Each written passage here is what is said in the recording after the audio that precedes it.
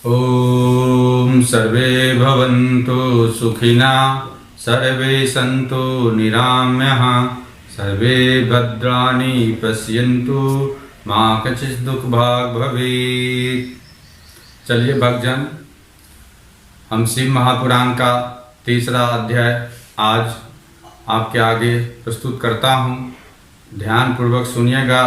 हमने आपको पहले भी वीडियो में बताया है कि शिव महापुराण ऐसे ग्रंथ, ऐसे संहिता है जो पढ़ता है और जो ध्यान पूर्वक सुनता है, उन दोनों के लिए ही जो है ये लाभकारी होता है।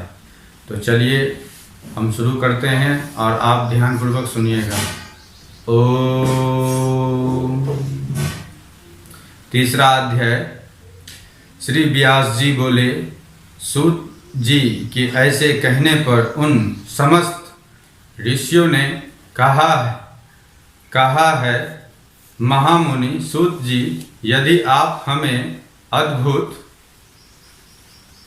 वेदांत सार शिव महापुराण सुनाते हैं तो बड़ी कृपा होती। मुनियों से ऐसा सुनकर शिव जी का स्मरण करते हुए सूत जी प्रसन्न होकर बोले, हे ऋषियों, पूर्व समय में जब पुण्य कल्पों का क्षय होता गया और उसके पश्चात जब इस कल्प का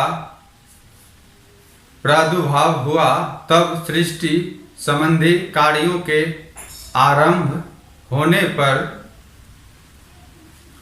षष्ठकुलीन अर्थात 6 कर्मों के करने वाले उत्तम कुल के मुनियों में यह मतभेद उत्पन्न हो गया कि यह सबसे परे हैं या नहीं।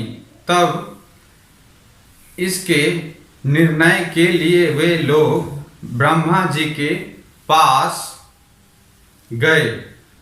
ब्रह्मा जी ने कहा, जो सबसे पहले उत्पन्न हुआ और जिसने मन वाणी का कोई गम नहीं तथा जिससे ब्रह्मा विष्णु रुद्र इंद्रादिक महाभूतों और इंद्रियों आदि से संयुक्त सारे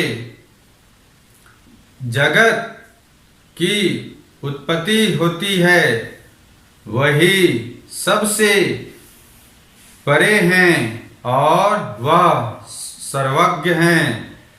जगदीश्वर महादेव जी हैं, जो परम भक्ति से दिखाई पड़ते हैं तथा रुद्रादि सभी देवता जिनके दर्शनों के अभिलाषा रखते हैं।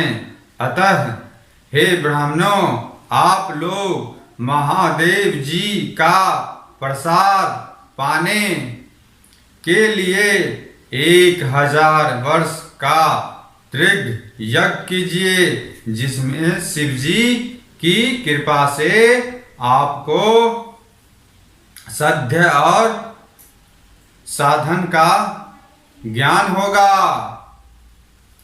इस पर मुनियों ने पूछा, हे सूत जी, यह और साधन क्या है?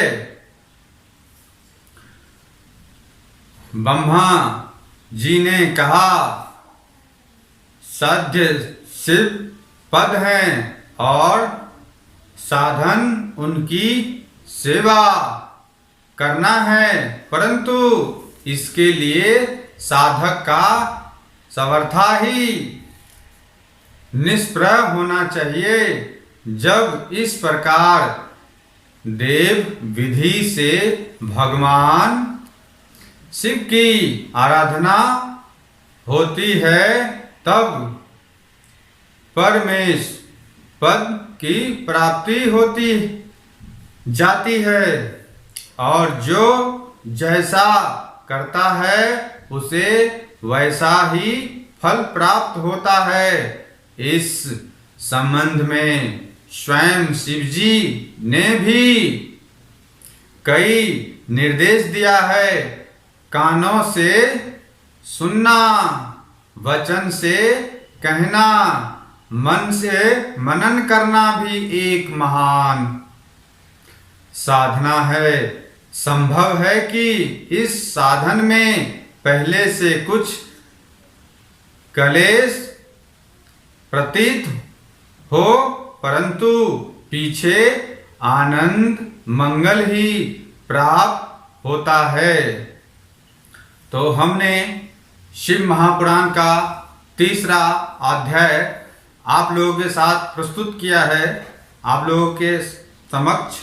तो तीसरा अध्याय जो है यहीं पे समापन करता हूँ और चौथा अध्याय आपको चौथा भाग में जो है सुनने को मिलेगा।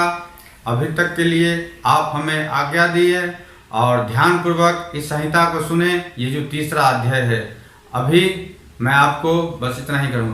ओम